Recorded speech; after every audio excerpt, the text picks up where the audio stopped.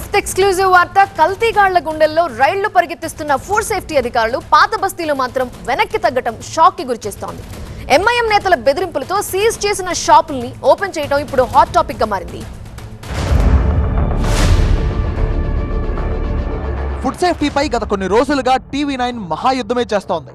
కల్తీగాళ్ల కూసాలు కదిలేలా, కల్తీ చేయాలంటేనే గుండెలెదిరేలా food series తో మోసగాళ్ల భర్తం పడుతోంది. ఇటు ప్రజలను అప్రమత్తం చేయడమే కాదు, అధికార యంత్రాంగాన్ని కదిలించింది.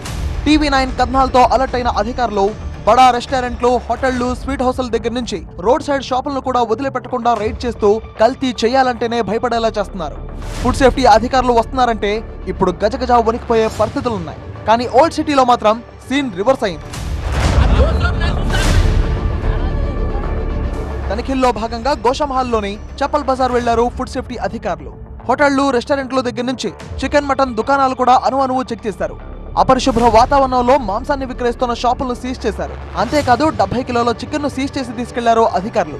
ఇక విషయం తెలుసుకున్న ఎంఐఎం నేతలు ఫుడ్ సేఫ్టీ అధికారులతో గొడవకు దిగారు.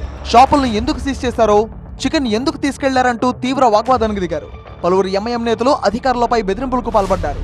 దీంతో వెనక్కి తగ్గిన ఫుడ్ సేఫ్టీ అధికారులు సీజ్ చేసిన ప్రతి షాపులను ఓపెన్ చేసి వెళ్లారు. సీజ్ చేసిన చికెన్ ను తిరిగిచ్చేశారు.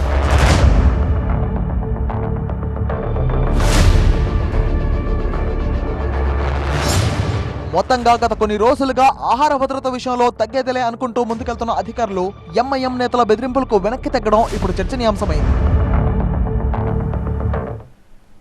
ప్రజల ఆరోగ్యం కోసమే అధికారులు సీజ్ చేశారు. ఈ ఘటనపై పాత బస్తీ వాసులు ఏమంటున్నారు? పూర్తి వివరాలు అందించడానికి మా ప్రతినిధి నూర్ లైవ్ లో సిద్ధంగా ఉన్నారు. నూర్, పాత బస్తీ వాసులు ఏం చెప్తున్నారు? ఈ ఇన్సిడెంట్ సంబంధించి వాళ్ళు ఎలా రియాక్ట్ అవుతున్నారు? వాళ్ళకి ఆరోగ్యం అవసరం లేదా? ఎంఐఎం నేతలు ఎవరైతే బెదిరింపులకు పాల్పడి సీజ్ చేసిన షాప్ ని ఓపెన్ చేశారో వాళ్ళ మీద కేసు ఫైల్ చేశారా ఫుడ్ సేఫ్టీ అధికారులు? గత కొంతకాలం నుంచి హైదరాబాద్ పాత బస్తీలోని అనేక ప్రాంతాల్లో స్థానికులు కూడా అధికారులకి పదే ఫిర్యాదు చేస్తున్నారు. క్వాలిటీ లేని మాంసంతో పాటు కుళ్ళిపోయిన మాంసం పలు షాపుల్లో అమ్ముతున్నారనేసి కూడా పదే అధికారులకు ఫిర్యాదు చేయడంతో ఏకంగా నిన్న జిహెచ్ఎంసీ అధికారులు తనిఖీలు నిర్వహించారు. తనిఖీలు నిర్వహించేటప్పుడు కూడా శుభ్రంగా లేదు, పరిశుభ్రంగా లేని షాపులపైన దాడులు చేయడంతో పెద్ద ఎత్తున మాంసంని సీజ్ చేశారు. తర్వాత ఆ షాపుల్ని కూడా, మాంసం షాపులు కూడా సీజ్ చేయడం జరిగింది. సమాచారం అందుకున్న ఎంఐఎం నేతలు ఒక్కసారిగా సంఘటన స్థలానికి చేరుకుని ఏకంగా అధికారులతో వాగ్వాదం దిగారు.